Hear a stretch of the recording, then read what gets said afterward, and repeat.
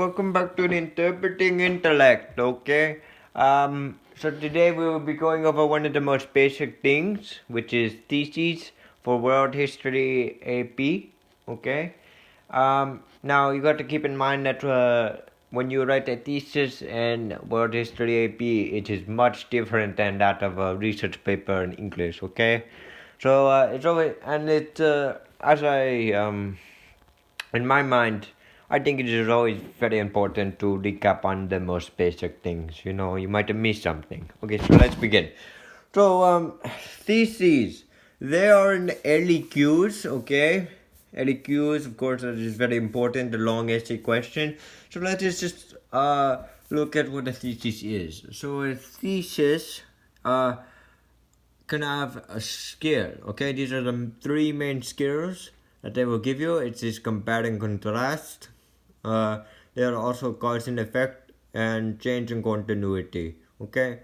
So now we have a complex split. That is only suggested. You do not have to. All of this is only suggested, but it will really help when it comes time for the test, okay?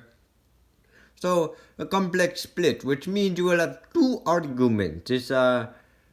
This will have usually one will be a positive and the other will be a negative. Okay.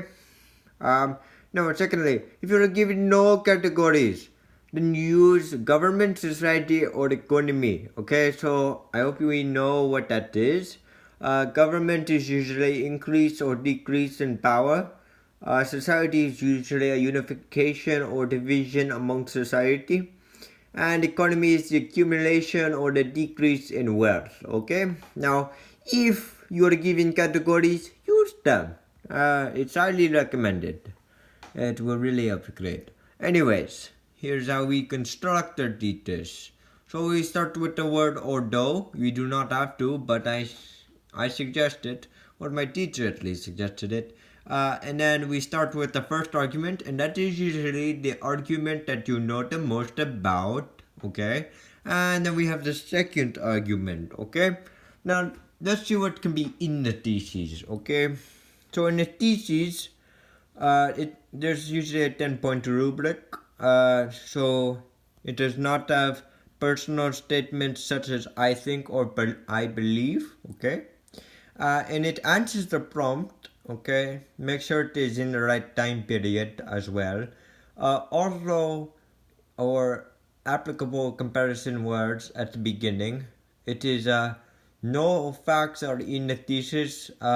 More than common sense. The argument is found on the first reading. As I've been taught, the people reading your test and all that stuff, they will not be able to go back and read it again. So be clear and concise. The argument is substantial for at least two main paragraphs. That's why we do the complex split. Clarity, like I said before, they only read it once. Specific words. And then you always have the unicorn point, the wow, impressed by your AP ability. Okay, but sometimes that is hard to earn. So as long as you just go down the basic rundown that I've just gone over, then you should be pretty good on thesis. And I'm sure we are all pretty good on thesis. But I think it's always good to recap. So, like the video if you like it, and thank you very, very much. Bye bye.